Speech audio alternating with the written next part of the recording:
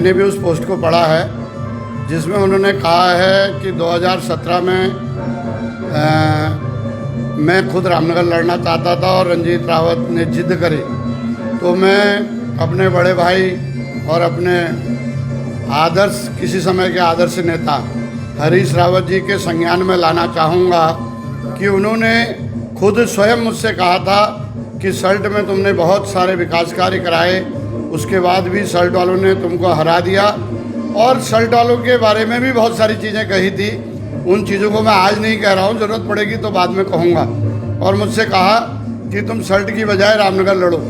जब मैंने रामनगर तैयारी शुरू कर दी तो लास्ट में उन्होंने अपनी मंशा एक दिन जाहिर की कि तुम सल्ट चले जाओ। मैंने कहा जी मैं फुटबॉल नहीं हूँ, मैं पहले आपने कहा रामनगर लड़ो और अब करो सल्ट चले जाओ, तो ये संभव नहीं है। ये मैंने ज़रूर कहा और मैं हमेशा अपनी बात पर टिकता हूँ, जो कहता हूँ उसको करता हूँ। मुझसे एक ही गलती हुई है कि इस बार मैं अपने कुछ साथियों के समझाने की वजह से पार्टी का वास्ता दे करके उन्होंने मुझे जो है सल्ट जाने के लिए सहमत कर दिया। वो मेरी राजनीतिक भूल थी बड़ी इस बीच। लेकिन मैं कहना चाहूँगा हरीश रावत जी से कि उनके संज्ञान में लाना चाहूँगा, जब टिकटों का बंटवारा हो रहा था दिल्ली में, पार्टी हाईकमान के निर्देश पर मुझे और उनको स्क्रीनिंग कमेटी के चेयरमैन अविनाश पांडे जी के घर पे खेलगांव में बिठाया गया था। करीब 3.5 घंटे हमारी बैठक चली थी।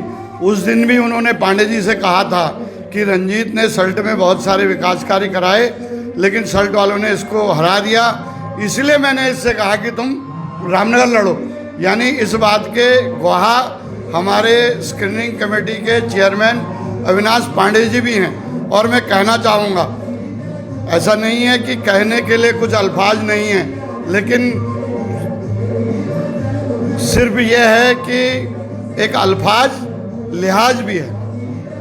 मैं बहुत लिहाज अभी तक किया है, बहुत कम चीज़ें कही हैं, लेकिन आज मैं कहना चाहूँगा कि हरीश रावत बड़ी मासूमियत से झूठ बोलते हैं और किसी भी नए राजनीतिक कार्यकर्ता को, नेता को अफीम चटा देते हैं और अपने सम्मान में ले लेते हैं। मेरा नशा खुद 35 साल में टूटा, और जिन लोगों को उन्होंने इस समय टिकट के नाम पर ठगा है और एक बहुत बड़ी धनराशि इकट्ठी की है, वो लोग उनके चक्कर काट रहे हैं। कुछ के पैसे उनके मैनेजर लौटा चुके हैं और कुछ लोग अभी उनके चक्कर काट रहे हैं। ये सारी चीज़ें सामने आएंगी। वो झूठ बोलते हैं मासूमियत से, पहले लोग समझते नहीं थे, अब लोग समझने लग गए हैं। और मैंने साल भर पहले एक बयान दिया था कि हरीश रावत की मनोदशा ठीक नहीं है, उनको आराम की ज़रूरत है। मैं आज फिर अपनी उस बात पे कायम हूँ। उन्होंने पिछले सल्ट उपचुनाव से पहले एक बयान दिया था कि सल्ट में भाजपा को वॉकओवर दे देना चाहिए। क्या कांग्रेस के CWC मेंबर और राष्ट्रीय महामंत्री का यही दायित्व है कि वो भारतीय जनता पार्टी को वॉकओवर दे दे? उसके बाद जहां हमारे नेता राहुल गांधी दिन रात हर जगह पे कह रहे थे कि चौकीदार चोर है, उसके बाद हरीश रावत जी का बयान आता है कि मोदी तुझसे बैर नहीं, भाजपा तेरी खैर नहीं। सारा वोट मोदी के नाम पे पड़ रहा है। मोदी से ही हम नहीं लड़ेंगे तो हम किस बात के कांग्रेसी हैं? इस पर हमको आत्ममंथन करने की ज़रूरत है।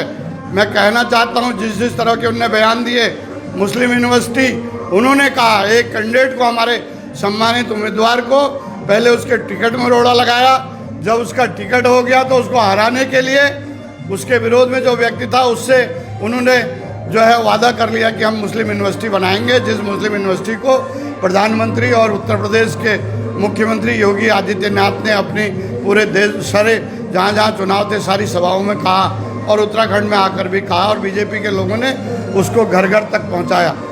तो ये इस तरह के बयान क्या कोई जिम्मेदार आदमी देता है? और इस तरह के निर्णय, और जो कह रहे हैं हम साथ मिल करके लड़ते, तो क्यों नहीं लड़े भाई? एक शेर याद आ रहा है मुझे राहत इंदौरी साहब का, लगे कि आग तो आएंगे कई मकान जद में, कोई अकेले मेरा मकान थोड़ी यहाँ है करके। तो उन्होंने आग लगाई तो उनका खुद का मकान भी जद में आ गया। ये तथ्य है। इस सब से जब तक हम सबक नहीं लेंगे तब तक कांग्रेस का भला होने वाला नहीं है। धन्यवाद।